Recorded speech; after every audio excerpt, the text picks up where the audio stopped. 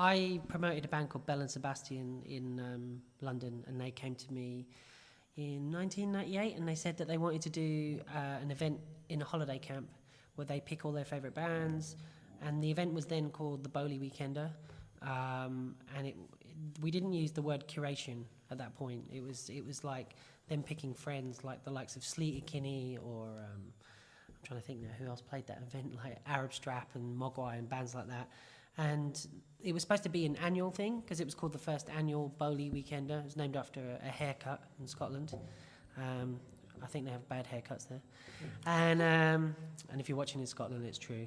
But I was going to say to you was then after we did the first event, which was a big success and sold out, Bell and Sebastian said that they wanted to keep it unique and just like they didn't want to continue.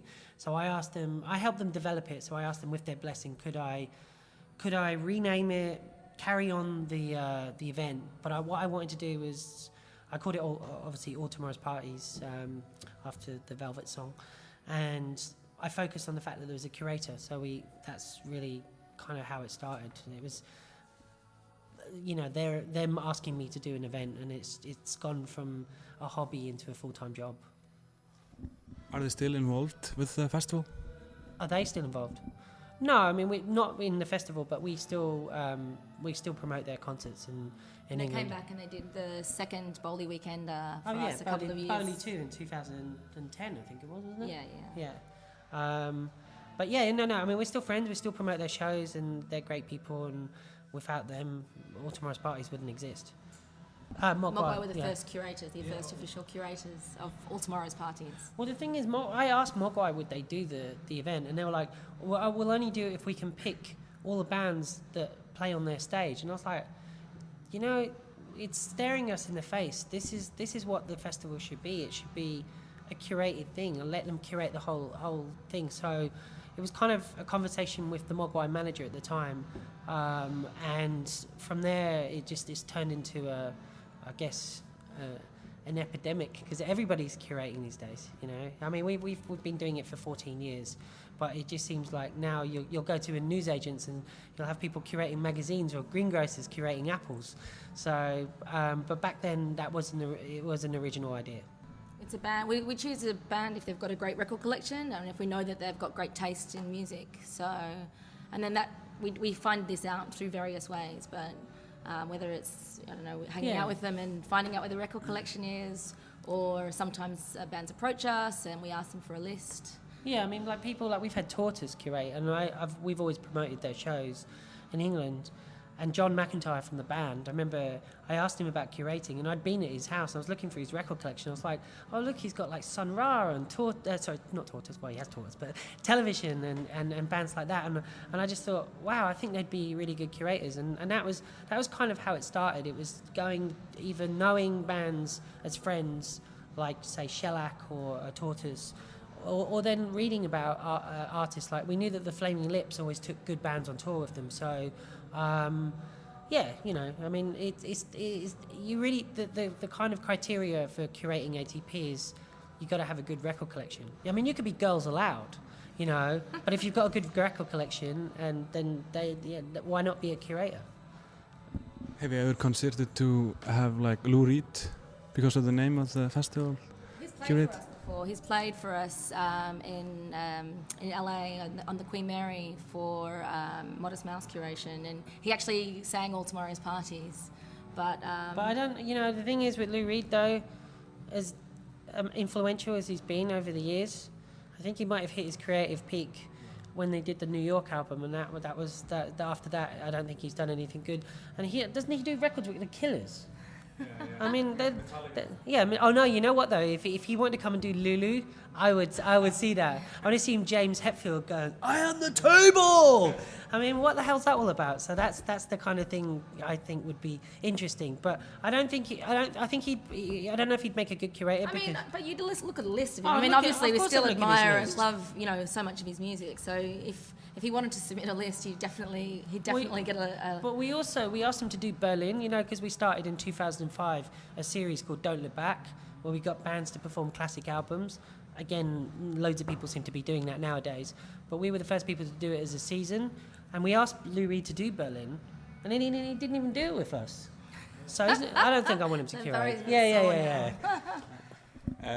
When did you decide to bring the festival to another, other countries?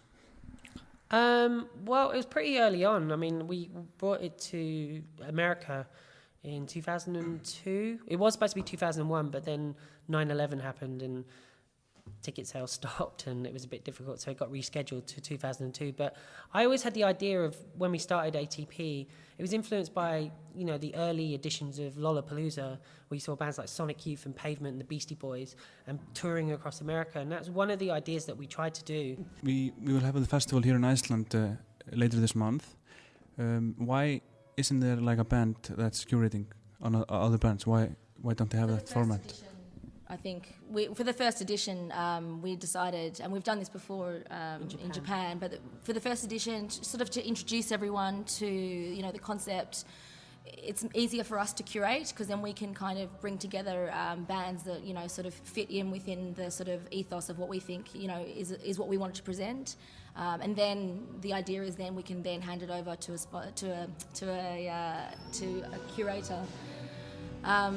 After that. So yeah, it's for us, the first edition in a new country, it's always good to sort of have something that we have a little bit more control over. Have you take a look at the festival site in Iceland? Yes. How do you like it? Yeah, it's fantastic. Yeah, it's fantastic. Yeah, It's because of him. No, we went there today. We had a. We went there a few months ago. Yeah, we've been there a few year, times, and we went there today and I mean, it's fantastic. It's just like.